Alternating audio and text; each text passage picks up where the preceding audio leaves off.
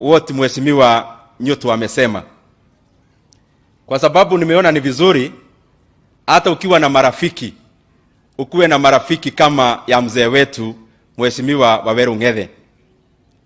Kwa sababu the kind of articulation we got from the friends of Mzee, and especially the mom who was a teacher and the other gentleman amepea rais wetu kitabu ya maneno ya masomo. Ona kahoro kohoro ni aririe, ona koda na aria githungu aririe gikuyu kihana githungu. So nimeona ni vizuri sana unakuwa na marafiki kama hao, kwa sababu wanalainisha maneno vizuri kabisa. Na Mheshimiwa Rais, wakati tumekaa hapa, unajua KJ ni rafiki yangu na tuko na chama ya UDA, na sisi ni Hustler Nation, sisi ni mahasela. Na Mheshimiwa Rais, unakumbuka hustler tumedefine kwa kitabu yetu ile inaongoza Hustler Nation, na katika hiyo tulikuwa tumepea KJ exemption kidogo. Hata kama yeye ni mtoto ya MP, tukasema haidhuru akuwe hustler. Lakini sasa nashangaa vile tutafanya. Mheshimiwa Rais, kwa hii kamati ya chini tumeangalia hiyo maneno, na sasa tumeleta kwa party leader atatue hiyo maneno. Kwa sababu KJ is not just a son of an MP. Pale nataka utafsiri vizuri Mheshimiwa party leader wetu, ni kama a son of a presidential candidate, kama bado ni hustler.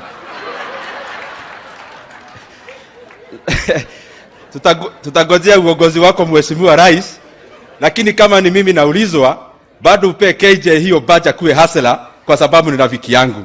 Ni muobserve. Akibehave kama sio rafiki yangu vizuri, yeye akuwe dynasty. Mheshimiwa KJ, unajua wakati tumekaa hapa, Bishop Karanu akauliza maneno, wewe uko na watoto gapi? Wewe uko na watoto gapi? Na Mheshimiwa Rais, mimi ni mtu wa kuongea ukweli. Kwa sababu saa ingine ndio maana hata tuko very tight na wewe.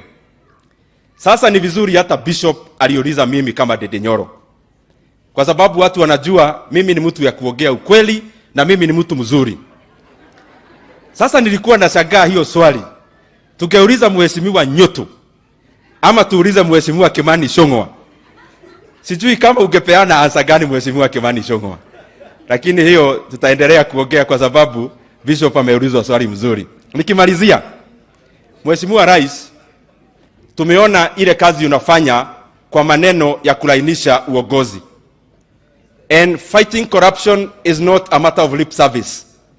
Mheshimiwa Rais, you are no longer being judged by what you say in regards to corruption. You are being judged by the breadth and depth of the action that you're already taking. You are not talking, Mheshimiwa Rais, you are acting. And Mheshimiwa Rais, even in the economic sense of it, corruption distorts economic incentives by channeling resources not in the most optimal areas. When, for example, a person engages in corruption, na unaiba pesa ambayo saa zingine that is the profit of a Taiwan bank which is employing many Kenyans, then what that does, even beyond the money that we consider having been stolen, is that hiyo maneno inafanya wanabiashara warege, inafanya maneno ya wana entrepreneurship to go lower, Mr. Rais. And therefore it is important for us to continue fighting corruption, even for us to have the right direction as an economy, so that we have creativity, we have entrepreneurship, because those are the kind of activities, even as you make money, that spurs our economy and creates jobs. Mheshimiwa Rais, tunakushukuru sana, ikiwa my point ya mwisho, kwa sababu Kadara is a special constituency. It is the only constituency in Kenya that has got 2 cabinet secretaries. Thank you very much kwa kuchagua rais, our CS wa fedha kutoka hapa Kadara, na ukaona ile maneno mazuri watu wa Kadara walifanya, na ukawaongeza CS wa maji.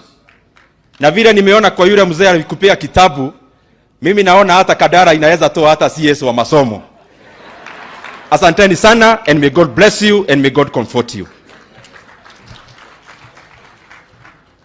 Uh,